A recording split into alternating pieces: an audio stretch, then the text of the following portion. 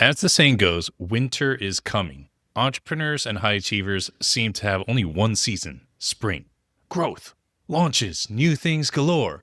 We generally suck at winter, but in winter, roots grow steadier. The nutrient budget shifts to repair. Strength comes through the subtraction of the non essentials. I've always wondered, don't trees need jackets? But it turns out that while the outside temperature gets colder, the soil temperature matters more. Above roughly 40 degrees Fahrenheit or 4 degrees Celsius, roots slowly grow and repair. Now, at work, winter can show up as energy towards your calendar. Not necessarily toward the people you work with. You might still like them. I certainly do. But it's more in the work itself, the subject matter, the deliverables, the goals that used to mean something to you that may no longer mean as much. I can hear you saying, but Mike, being great at anything means being willing to get bored doing it. Shouldn't I keep going? And I've heard that as well. And I've thought about that as well.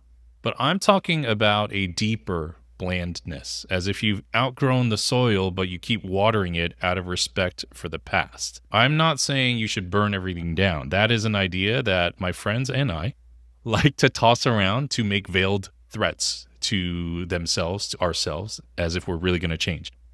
These people, including me, we just suck at wintering. We would rather go full pyro than calm down for a freaking minute and learn to sit with ourselves. Now, I get why that's hard, because wintering can make things look dead to the naked eye. For those who have careers built on buzz and marketing and social media, we hate that. But may I suggest that we, like nature has done for eons before we arrived, and will do so after we're long gone, may we identify what roots are most important and redirect our energy there? In September, I cut nearly all of my retainers, leaving over $25,000 in monthly recurring revenue on the table. That hurts. Still, right now, it hurts. And it won back 20 hours a week.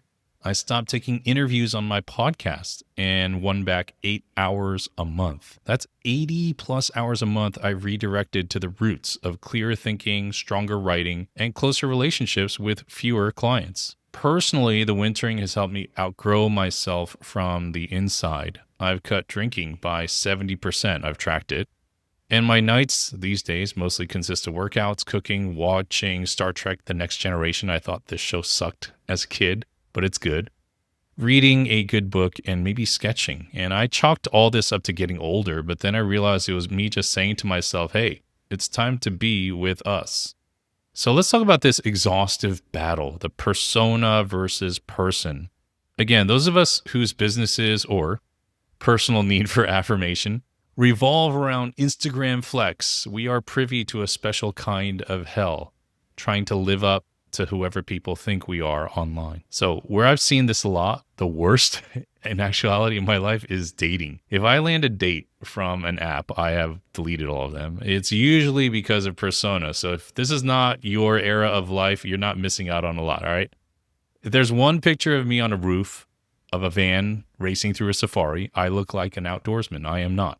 One scuba diving pic, oh, I must spend my days spearfishing snapper in the Maldives while I write bestsellers on the beach as my catch roasts on an open flame. The most common question I get is, what do you do for a living? And I still have terrible answers after all these years. I don't even know how to explain what I do. Am I an author? Am I a coach? What the heck am I, right? The real question we're all trying to find the answer to is, who are you really? Day to day, I live in a box in the suburbs. I walk my 12-pound dog on a pink leash so other owners know it's a girl and their dogs don't attack us.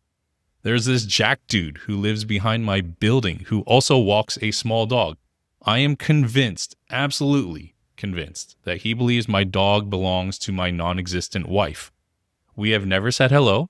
We share a tacit agreement to never acknowledge one another. It's much like men in that part of the store holding their wives' bags while they're in the changing room. Posts are posts. Image is image. You can make anything now with AI. Just use Sora 2. For years I've kept social media off my phone. I now refer to Instagram as tabloids. If I get the urge to reinstall it, I literally say out loud, I am choosing to download this brain-rotting app so I can trash out on digital tabloids. It works like 8 out of 10 times. I often help people reconcile the gap between who the world thinks they are and who they actually are, and sometimes who they think they are. The hardest ones to work with are the ones who have not wintered yet. They still believe the pretty leaves and the radiant colors and all the flash. They believe that's what matters. It's persona versus person. So if you're wintering right now, good on you. Do the deep work. You'll probably like what you find underneath. And if you don't, you'll at least know what to adjust and how to redirect things, how to rearrange things. If you aren't, but you're feeling anything from what I've shared here today, it might be a sign. Don't be afraid to step into that, to shed things, to reevaluate. Earlier, I mentioned redirecting my energy to closer relationships with fewer clients. I've been doing this the past few months. It's been so fulfilling. So in December, the first time in 3 years, I'm opening one spot for one-on-one advisory in 2026. This is for established multiple six-figure to seven-figure plus business owners, done in an intensive capacity. This also includes 2 in-person VIP days throughout the year. And you can join the wait lists. I'll put the link into the show notes here.